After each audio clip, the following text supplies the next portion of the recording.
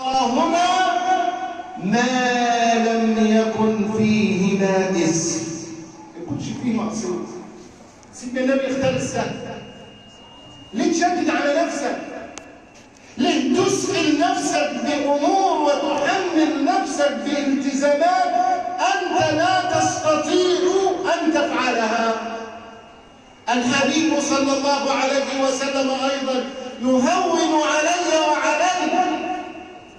أدوا، شوف سيدنا النبي اهو، أدوا من العبادة ما استطعتم. ليه يا رسول الله؟ أنتم ليس كمثلي، يعني أنتم مش زيي. ما تعملش ولا تقول دي سيدنا النبي كان يقف الليل كله وانا اعمل زيه. اعمل مشابه، اعمل اللي تقدر عليه، اللي يكون فيه يقظ، اللي يكون فيه مستوعب، اللي يكون فيه حاضر الذهن ومستحضر عظمة الله عز وجل ومتذكر منهج حبيبك محمد صلى الله عليه وسلم.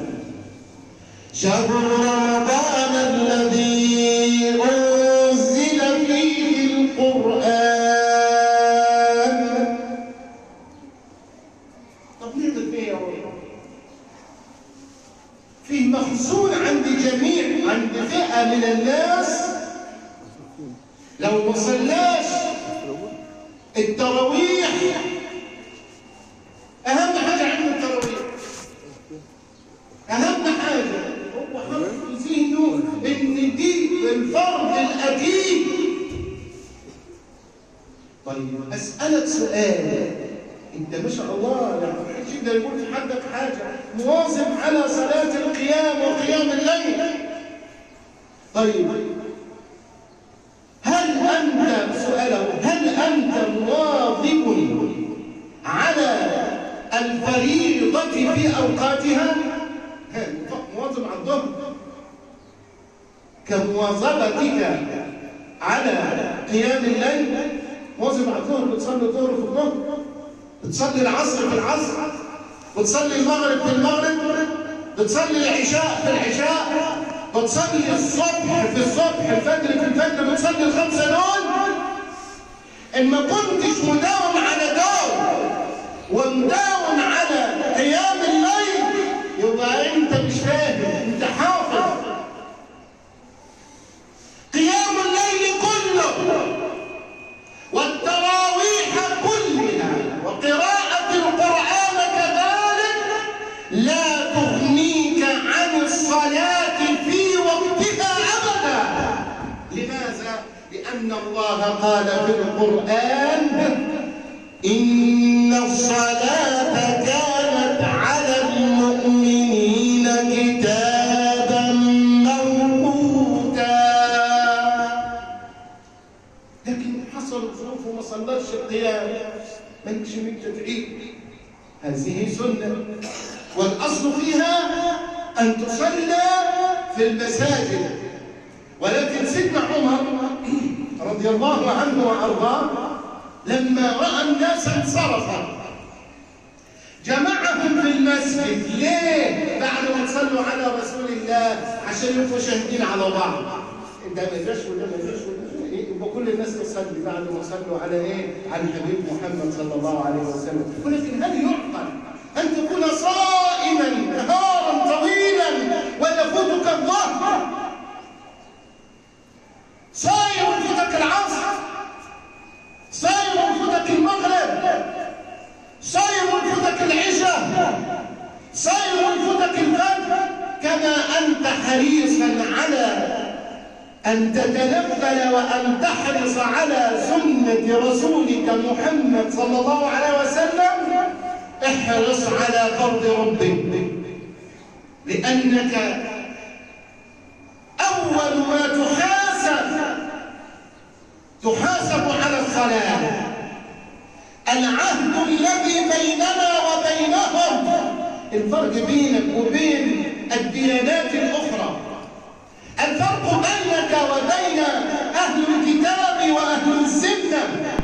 الصلاة. العهد الذي بيننا وبينهم الصلاة.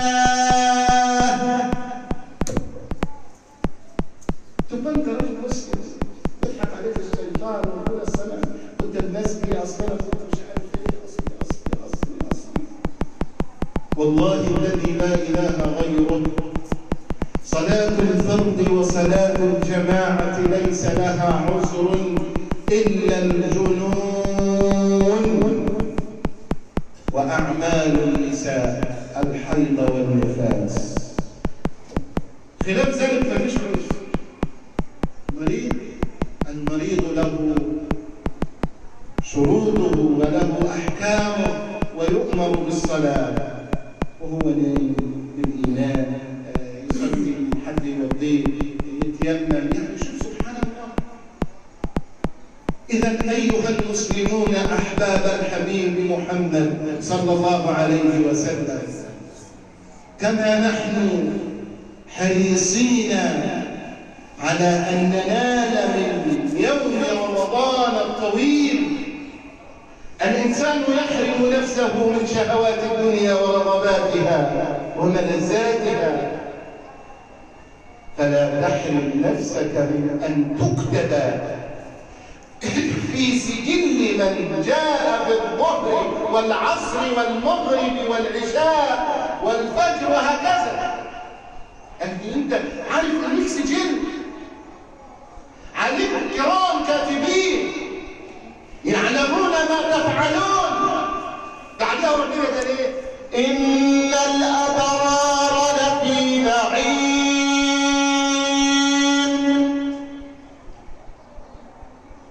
وإن الفجار لفي جحيم.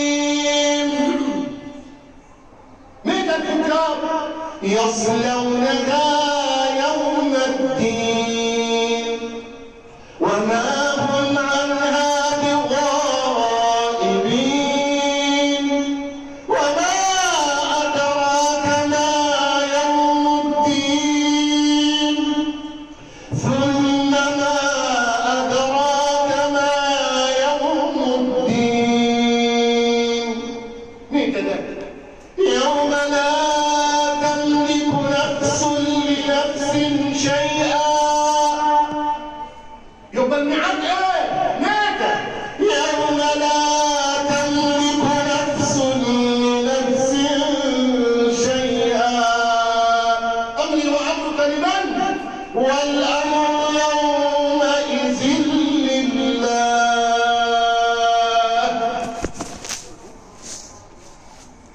انت لما الظهر يقول الله اكبر، مين اللي يخليك تسيب كل حاجه وتيجي تجري؟ اللي لما يأذن ممكن لما يأذن يكون انت بينك وبينه سكه. اللي بيخطب ممكن يكون بينك وبينه سكه. ايه يخطب؟ اروح الجامع الثاني. لكن الحقيقي اللي حرك فيه الاعصاب والاعضاء وجعلك تسيب بيتك وولدك وتيجي المسجد من؟ عارف ايه بعد ما تصلي على رسول الله؟ ايمانك وتعلقك بربك. فما تخليش ايمانك فيه عوار، ما تخليش تعلقك بربك فيه قصور. احنا قلنا علينا رقابه اللفظ حتى في رمضان. اللفظ الكلمه انت محاسب عليها. شوف لو هي في حقها ديك الايه، لو فيها مواراة يعني انت قصدها عشان تاخد حاجه من وراي هتكتب برضه على حسب نيتك. ما يلفظ من قول الا لديه رقيب عتيد. القول يعني من حرفين زي كلمه عم والقول عم، يعني القول يتركب من حرفين زي اف. لما ربنا قال ايه؟ ولا تقل لهما اف، هذا قول. شوف اف الف قول. طيب هذا الكلام ملك من الحسنات وملك من السيئات، والله إن راجعت نفسك وتبت إلى الله ملك الحسنات يقول لملك السيئات استنى شوية ساعة، يمكن يتوب، يمكن يراجع نفسه. ما تبتش لغاية العصر، ملك الحسنات يقول له ايه؟ اكتبها عليه أراحنا الله منه. فاوعى الكلام، خلي بالك، ده انت بتكتب بين يدي الحنان. الله أكبر. يبقى معقولة تصوم وتصلي وتبقى كذاب؟ معقولة تصوم وتصلي وتبقى نمام؟ معقولة تصوم وتصلي وتبقى قاطع للأرحام؟ معقولة تصوم وتصلي وتبقى سخار؟ معقولة تصوم وتصلي وتبقى تشرب للمنكرات؟ مش معقول. سيدنا النبي صلى الله عليه وسلم لما جاءه الصحابي قال المداومة على الصلاة تجعلك تترك كل شيء. لما جاء الصحابي وقال له الرجل بيصلي معانا ويروح الخمار، دعوه يا رسول الله إنه يشرب كذا وكذا ويصلي معانا ويروح الخمارة. فقال له النبي ايه؟ دعه فإن صلاته ستنهاه يوما ما. انت خليك مداوم، او عليك عليك الشيطان ويقول لك ده الجامع النهارده فيه شغل وتروح هذه يشغلوك. من بيبان الخراب عليه أن يثنيك الشيطان عن طاعة ربك وأن يثني عزيمتك عن فعل الخير. ما ينفض من قول إلا لديه رقيب عتيد. لغاية متى الرقيب العتيد ده؟ احنا هيروح ينام، هياخد اجازه، البطاريه بتاعته هتفضى، الشبكه هتصبر، يعني مش هيخلي عنك يعني. شوف ربنا بيقول ايه بعد ما تصلي على رسول الله. ما ينفض من قول الا لديه رقيب عتيد. شوف لمتى؟ وجاءت سكرة الموت بالحق ذلك ما كنت منه تحيد. وجاءت كل نفس معها سائق وشهيد. لقد كنت في غفلة من هذا فكشفنا عنك غطاءك فبصرك اليوم حديد. لكن دول اللي مسلي ومزكي وصاير ومعاه السلاح ومعاه الشهاده وذاكر وما سابش حاجه وما عملهاش، يوم القيامه يقول له ربنا ايه لما ياخد الكتاب بيمينه كده؟ يقول له ايه؟ هاؤم اقرءوا كتابيه، هاؤم اقرءوا كتابيه اني ظننت اني ملاق حسابيه. فهو في عيشة راضية في جنات عالية قطوفها دانية كلوا واشربوا هنيئا بما أسلفتم في الأيام الخالية. طب دوكها اللي اتخاذل وما صلاش ويعمل مشاكل مع ده ويعمل وفرحان ويقعد أما من أوتي كتابه وراء ظهره فيقول يا ليتني لم أوت كتابيا ولم أدري ما حسابيا يا ليتها كانت القاضية ما أغنى عني ماليا هلك عني سلطانيا.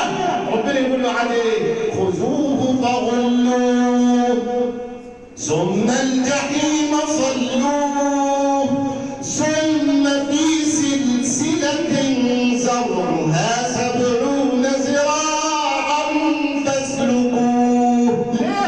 انه كان لا يؤمن بالله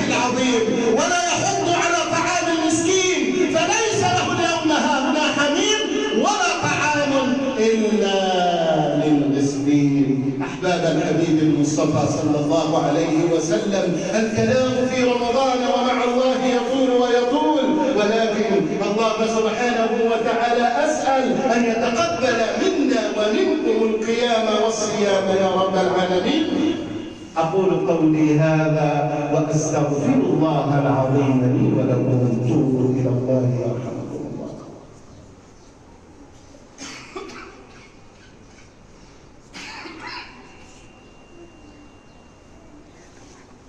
الحمد لله رب العالمين، وأشهد أن لا إله إلا الله وحده لا شريك له، وأشهد أن سيدنا وحبيبنا وشفيعنا وعظيمنا يوم القيامة سيدنا محمد. اللهم صل وسلم وبارك عليك سيدي يا رسول الله، وعلى آلك وأصحابك ومن اهتدى بهديك وتخلق بأخلاقك وسار على نهجك إلى يوم الدين. أما بعد، أحباب الحبيب المصطفى صلى الله عليه وسلم، روي أنه في أول يوم من رمضان جاء أحد الصحابة إلى النبي: يا رسول الله. سيدنا النبي: نعم. اللهم صل وسلم وبارك عليه.